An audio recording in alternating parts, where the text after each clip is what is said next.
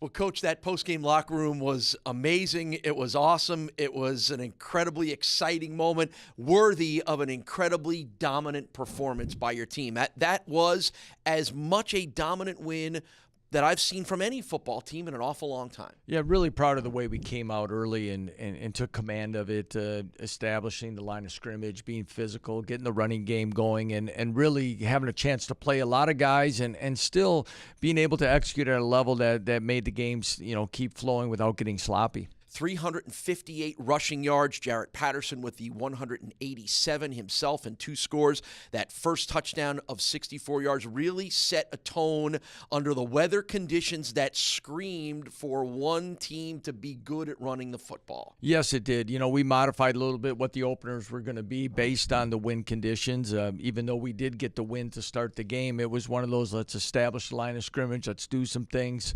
And I think the first play went for 7, and then the next one, of course, he takes it the distance, and he had all those yards in one half of work, and he really played well and got us going. Your defense, again, using the word dominant, allowing only 34 total yards for the first 3 quarters.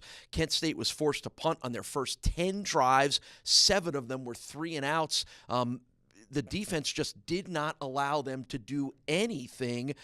In a year where your defense is number 1 in the MAC, that was maybe the primo performance. It was an excellent performance, Paul. I think in one of those things when you look at Kent State's offensive philosophy and playing fast and trying to get going, what that comes down to, of course, is getting yards, getting first downs, and moving the chains that allow them to get lined up quickly and put the pressure on you. And they got a little bit of that rhythm later in the game, and you could really see the difference. When you're getting 3-and-outs or maybe 1 first down, it really prevents them from getting into what they want to do, and our defense played outstanding. I think the overall picture of this one, Coach, that I'm curious about is Kent State's struggling. They're a young team. They had injuries, some deficiencies.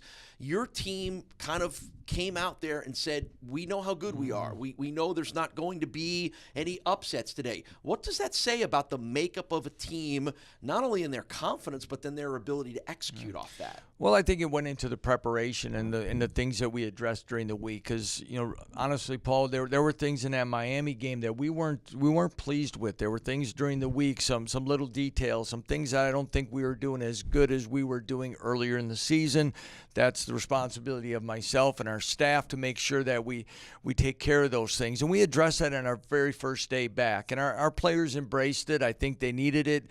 They saw they needed it. We prepared well. And if you want to have a chance to play for a conference championship, you need to play well in games like that. Thank you, Coach. Thank you.